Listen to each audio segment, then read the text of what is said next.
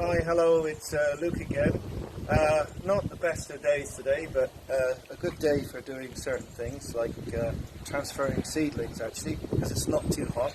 If you look here, you can see I've got, these are radishes. What I've done is I put one per tray.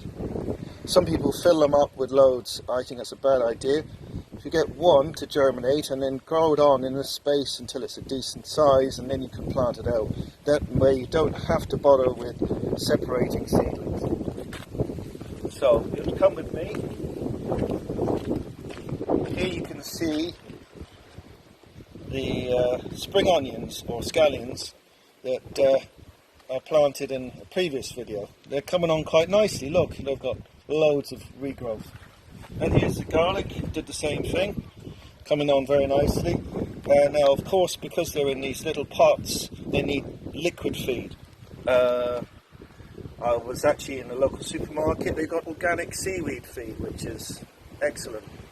If you look behind here, you can see the tomatoes. Unfortunately, with it being so windy and them being outside, they haven't grown very big yet, but I'm hopeful that with a bit more sun, they'll do great. Ideally, these would be in the greenhouse. They're not really an outdoor variety. The best one for that is Outdoor Girl, I think, and I couldn't get it, unfortunately. Okay, so one more little thing. Here's the potatoes. You can see I've now put the second tire, and I've started to bank it up a little bit. You're probably wondering about the sticks. That's to keep the dreaded cat off, who likes to dig holes and poop everywhere. So that's keeping him off the spots for the time being. Once it's a bit higher, he won't probably bother anyway. But yeah, coming on bit by bit. And now to the main subject of what we're going to do. You can see I have here a tray, this isn't my own by the way, of seedlings. These are cauliflowers, and these have got to the point where they really badly need to be potted up, because look how much space they've got. They're really competing. They've gone very leggy as well. So I'm going to show you how to very carefully do this.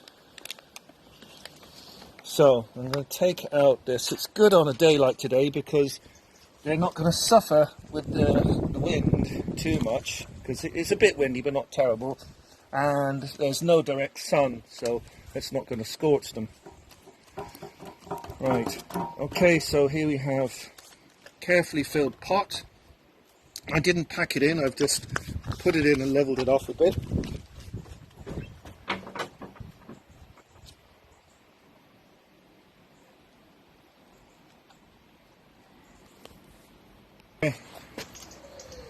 You ready? Okay. Here I have a watering can. I'll actually wet the compost first. As you see, because it's peat, a lot of peat, it doesn't want to run in. It runs off. So you need to soak it a good bit, leave it a few minutes to soak right in. Peat is very weird because when it's dry, it's very hard to wet it. When it's already wet, it gets very wet and then just stays waterlogged for a while. Okay, so what I'm going to do, I used to have a dibber but I've lost it, so a good substitute is a pencil. So you can see all these are very, very badly intertwined, so a lot of care is needed to untangle them all.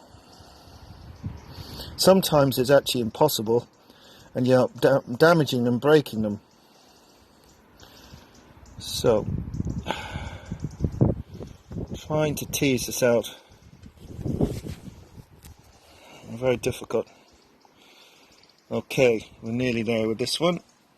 Okay, bingo, there we have one. So, as you see, it's got very leggy. This should have been done sooner really. Using the other end of a dibber, I'm now making a hole in my compost. And because it's so long, I'm going to put this in really far, as far down as I can, and very gently push it in. And you can bury the stem a bit, not too much, but a little bit. I'll give it a bit of support. There we go. A little bit more water. And bingo, there we have a cauliflower plant which will now get a bit bigger, and then it can be potted on into either a bigger pot or straight into the ground once it's got a few more leaves. It's actually got its baby leaves, and it really needs to have, I'd say, between 4 and 6 actual proper leaves in order to be ready to put into the ground. Okay, that's it for now. Good luck with your seedlings. Take care. Bye bye.